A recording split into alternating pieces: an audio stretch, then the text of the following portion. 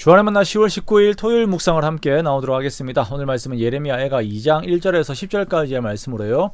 나라의 영광이 사라질 때라고 하는 제목으로 함께 묵상을 나오도록 하겠습니다. 자, 오늘 본문에서는 유다의 아름다운 가치들이 무너지는 것을 보면서 탄식하며 슬퍼하고 있는 그 예레미야의 심정을 보여주고 있습니다. 우리가 황폐해진 유다의 모습을 보면서 영광을 잃어버린다라고 하는 것이 얼마나 무서운 것인지 다시금 생각을 하게 됩니다. 그렇습니다. 모든 피조물들마다 그 안에 하나님께서 주신 영광이 있어요. 해와 달들에게도 영광이 있고 동물들과 식물들에도 그 영광이 있죠. 그런데 본연의 영광을 잃어버린 존재들을 보면 사람이 오히려 그 존재를 기피하게 됩니다. 아름다웠던 나무가 쓰러져서 썩고 있는 모습을 보면서 좋아할 사람이 없지요.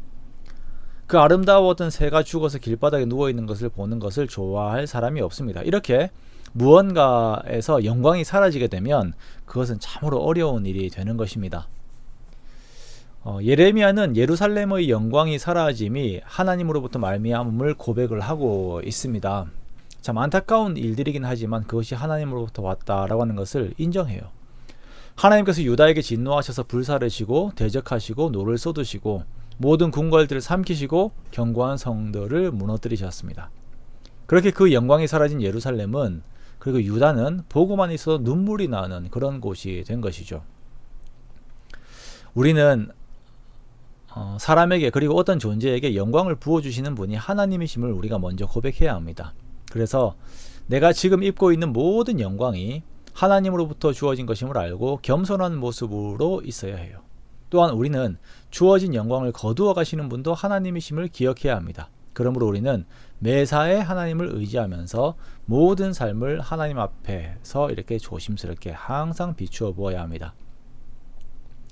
무언가가 그 영광을 잃고 기능을 잃을 때 참으로 안타깝다라고 말씀을 드렸습니다. 6절에서 7절 보면 성전과 제단이 그 영광을 잃어버린 것을 말씀을 하고 있습니다.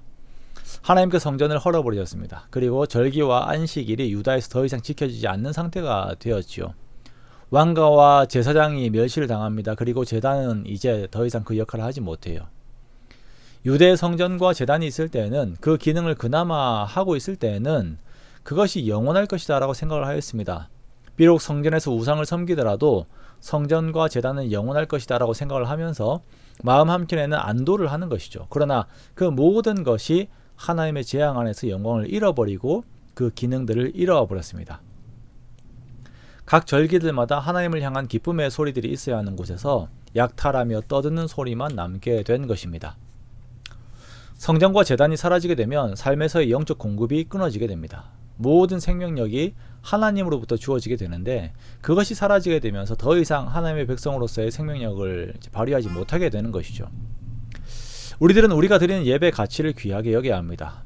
코로나를 보내면서 혹은 내가 어딘가 몸이 너무 좋지 않아 가지고 혹은 또 여러 사정들로 인해서 우리가 하나님께 예배드리지 못하는 하나님께 드리는 예배 즐거움을 우리가 잃어버릴 때들이 있어요. 그 어려움이 오기 전에 우리들은 지금의 모든 예배 환경들에 감사하면서 더욱 하나님 앞으로 즐거이 그리고 적극적으로 나아가야 할 것입니다. 또한 예레미야는 기능을 잃은 성벽을 보면서 탄식을 합니다. 성벽은 사람들의 삶을 보호해 줍니다. 그래서 사람들이 높고 튼튼한 성벽을 보면 안심을 하게 되지요. 그러나 이제 성벽이 다 무너졌어요. 성문이 땅에 묻혔습니다. 이제 의지할 것이 없게 된 것입니다. 항상 불안해요. 내가 살면서 의지했던 것들이 그 영광을 잃어버렸을 때 그 낙담은 이루 말할 수가 없는 것입니다. 마지막으로 예레미야는 무너진 백성들의 모습, 그 영광을 잃어버린 백성들의 모습을 보면서 슬퍼하고 있습니다. 하나님 앞에 높임을 받던 사람들이 율법이 없는 이방인들에게 사로잡혀서 그들 가운데 있어요. 선지자들은 하나님의 묵시를 받지 못합니다. 장로들은 앉아서 잠잠합니다. 예루살렘의 처녀들은 머리를 땅에 숙이고 있어요.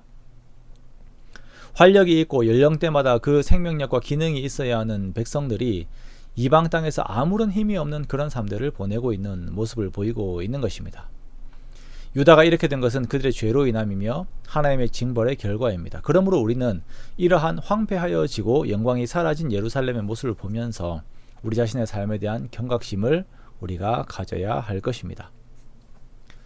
하나님의 오래 참으심 안에서 유지되고 있는 나와 내 삶의 영광들이 마치 영원할 것처럼 여기면서 하나님이 아닌 다른 것에 나의 마음을 의지하고 있지는 않은지 오늘날 우리가 우리들을 돌아보아야 할 것입니다.